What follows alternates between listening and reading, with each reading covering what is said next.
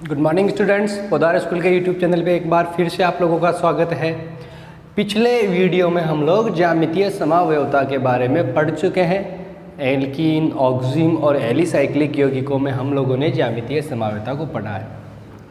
जैसा कि आप लोग पहले ये बात पढ़ चुके हैं कि जो समावयवी होते हैं उनके भौतिक और रासायनिक गुणधर्मों में क्या पाया जाता है, अंतर पाया जाता है। तो आज हम यहाँ कुछ ज्यामितीय समावयवियों में जो सिस और ट्रांस रूप जिनके हैं उनमें अलग अलग केमिकल एंड फिजिकल प्रॉपर्टीज़ की बात करते हैं।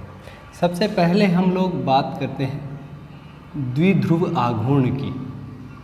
द्विध्रुव आघूर्ण, डायपोल मोमेंट, ठीक है, डायपोल मोमेंट के बारे में हम लोग बात करते हैं। डायपोल मोमेंट जो है वो किसी भी बॉन्ड में, जो पोलर बॉन्ड है उसमें हम लोग ये देखते हैं कि जो बॉन्ड में चार्ज है, चार्ज सेपरेशन है वो, और जो डिस्टेंस है दोनों का मल्टीप्लिकेशन होता है। हम लोग यहाँ पे बात करेंगे ज्यामितीय समावयवियों के बारे में। देखिए हम लोग एक कंपाउंड से शुरू करते हैं, HC डबल बॉन्ड CHCl। यह कैसा रूप है, सिस। यह है HC डबल बॉन्ड CCl और यह है H। ये कैसा रूप है, ट्रांस। द्विध्रुव आघूर्ण के बारे में हम लोग ये जानते हैं कि द्विध्रुव आघूर्ण जो है वह एक सदिश राशि है। अब यहाँ पे इस कार्बन के साथ जो क्लोरीन जुड़े हुए हैं, इस क्लोरीन का -I प्रभाव, इसका भी -I प्रभाव, यानी कि ये जो है वह बंद के इलेक्ट्रॉन्स को, या जिनके डायपोल मोमेंट की जो दिशा होगी वह इस प्रकार होगी। यहाँ पे अगर हम लोग देखें तो इस कंपाउंड में जो Cl के कारण डायपोल मोमेंट है उसकी दिशा एक दूसरे के सापेक्ष क्या है, विपरीत है। तो एक दूसरे के सापेक्ष विपरीत होने के कारण ये एक दूसरे के द्विध्रुव आघूर्ण को परस्पर नष्ट कर देते हैं, इसलिए इसका जो द्विध्रुव आघूर्ण हो जाता है 0, जबकि इसका जो द्विध्रुव आघूर्ण है म्यू जो है वह है 1.85 डी/, ठीक है। तो इसका मतलब यह है कि सामान्यतः समकक्ष रूप जो होते हैं ज्यामितीय समावयवियों के, उनका द्विध्रुव आघूर्ण ज़्यादा होता है, और जो ट्रांस होते हैं उनका द्विध्रुव आघूर्ण सामान्यतः 0 होता है। कई बार हो सकता है 0 ना हो, लेकिन जनरली क्या होता है, 0 होता है। इसी प्रकार हम लोग एक और एग्जाम्पल आगे देखते हैं, HC double bond CH3 2 butane. यह इसका सिस रूप है, HC डबल बॉन्ड CH3H। यह जो है इसका ट्रांस रूप है। जैसा कि हम लोग ये जानते हैं कि जो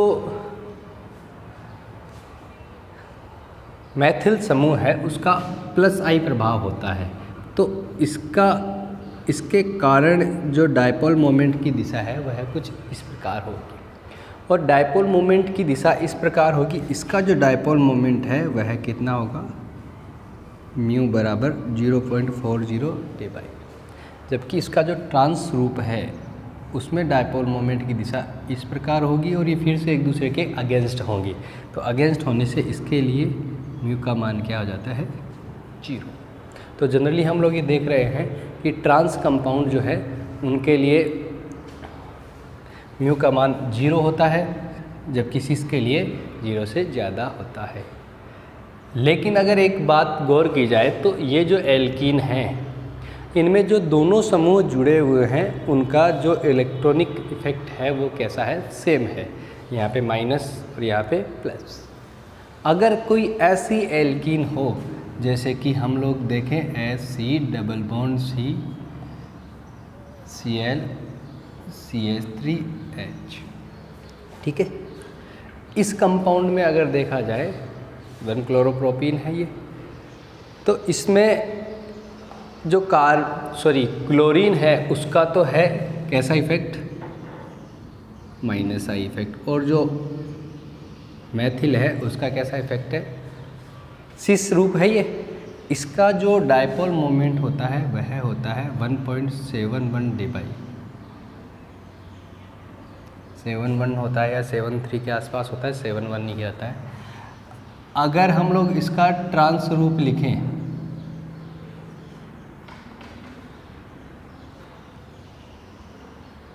ये इसका ट्रांस रूप, इस बार देखिए ये जो इफ़ेक्ट है वो इधर, ये इफ़ेक्ट जो है ये इधर, दोनों की डायरेक्शन सेम है। सेम होने के कारण जब ये जुड़ेंगे तो जो प्रोडक्ट होगा वो ज़्यादा होगा। तो इसके लिए म्यू जो है वह होता है 1.77 D/।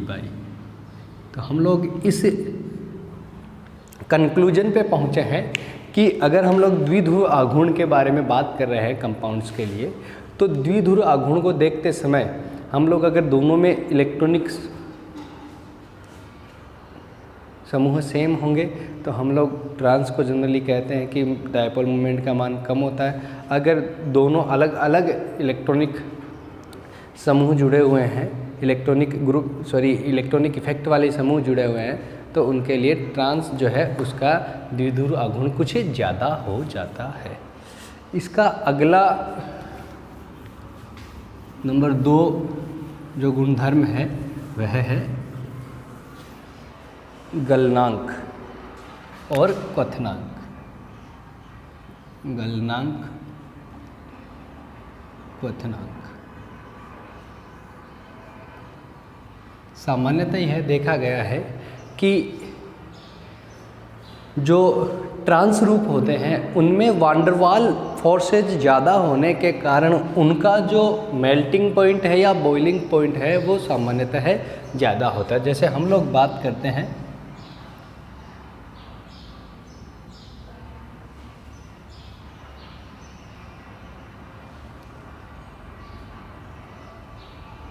यह है मैलयिक अम्ल। मैलयिक अम्ल, मैलयिक अम्ल जो है वह सिस रूप है। इसका जो मेल्टिंग पॉइंट है वह होता है 130 डिग्री सेंटीग्रेड, जबकि इसका जो ट्रांस रूप है जिसे हम लोग कुछ इस प्रकार लिखते हैं, जिसका नाम है फ्यूमेरिक अम्ल। फ्यूमेरिक अम्ल जो है उसका जो मेल्टिंग पॉइंट होता है वह होता है 287 डिग्री सेंटीग्रेड, यानी कि जो सिस रूप होगा ज्यामितीय समावयवी का उसका मेल्टिंग पॉइंट होता है कम, और जो ट्रांस रूप होता है उसका मेल्टिंग पॉइंट होता है ज़्यादा। जिसका कारण यह है कि इनके बीच जो वांडरवाल फोर्सेज होते हैं वो ज़्यादा होते हैं, इनके बीच उतने स्ट्रॉन्ग नहीं हो पाते हैं। हम लोग एक और कंपाउंड की बात करें,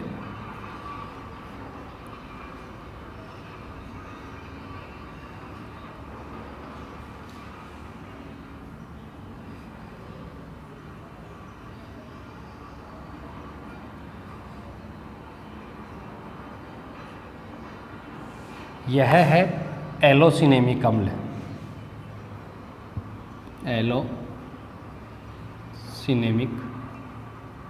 अम्ल, और यह हैं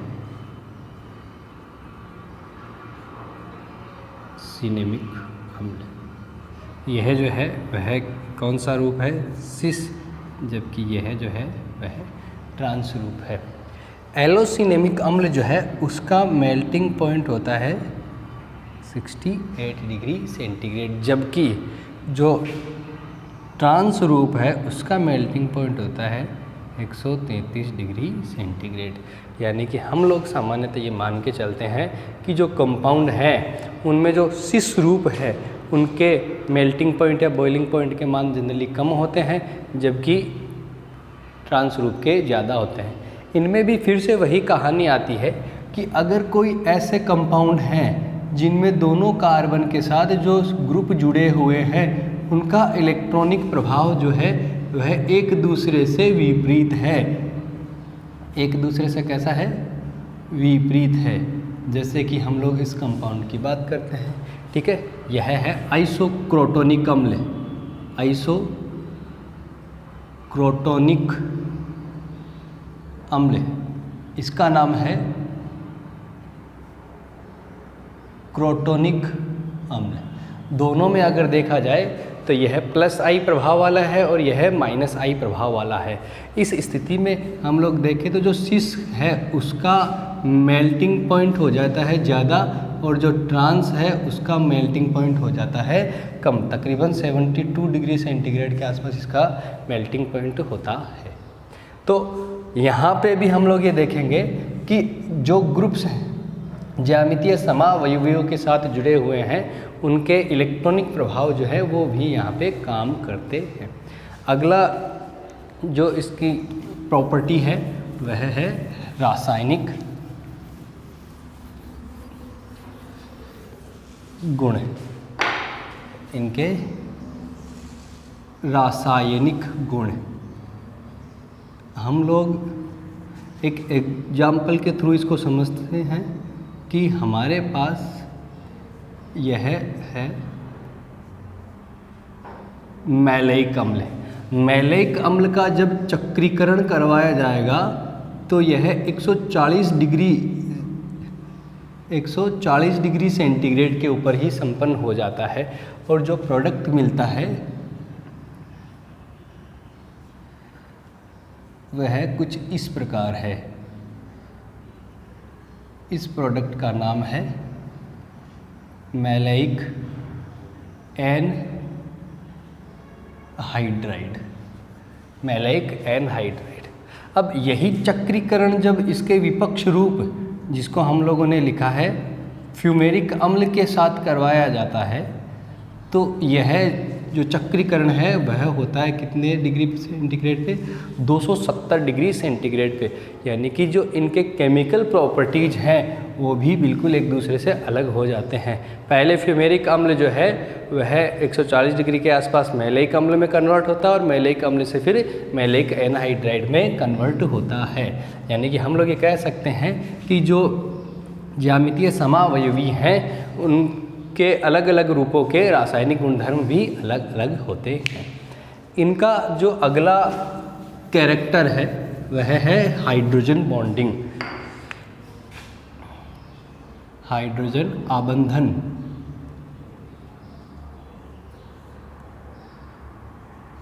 देखिए जो मैलेइक अम्ल का सिस रूप है, मैलेइक अम्ल का जो सिस रूप है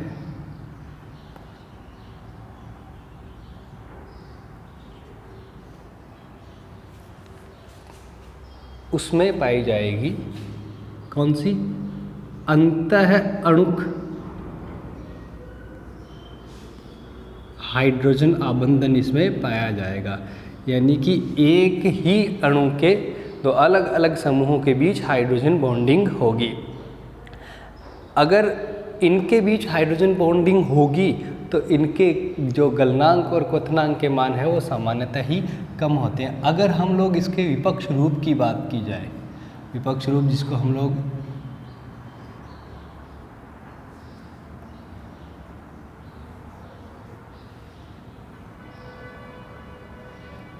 ऐसे लिखते हैं फ्यूमेरिक अम्ल, फ्यूमेरिक अम्ल में जो हाइड्रोजन बॉन्डिंग पाई जाएगी वह है अंतर अणुक हाइड्रोजन बॉन्डिंग पाई जाएगी। यानी कि दो अलग अलग अणुओं के मध्य हाइड्रोजन बॉन्डिंग होगी।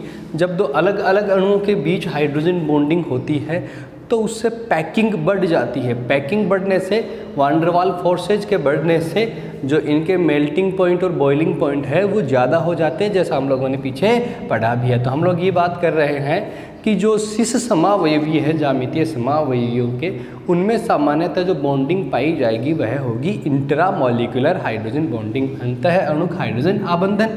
जबकि जो विपक्ष रूप हैं उनके बीच इंटरमॉलिक्यूलर हाइड्रोजन बॉन्डिंग, अंतर अणुक हाइड्रोजन आबंधन पाया जाएगा। तो ये थे ज्यामितीय समावयवियों के कुछ गुणधर्म। अगली क्लास में हम लोग प्रकाशिक समावयवता के बारे में पढ़ेंगे। आज की क्लास के लिए इतना ही। Thank you.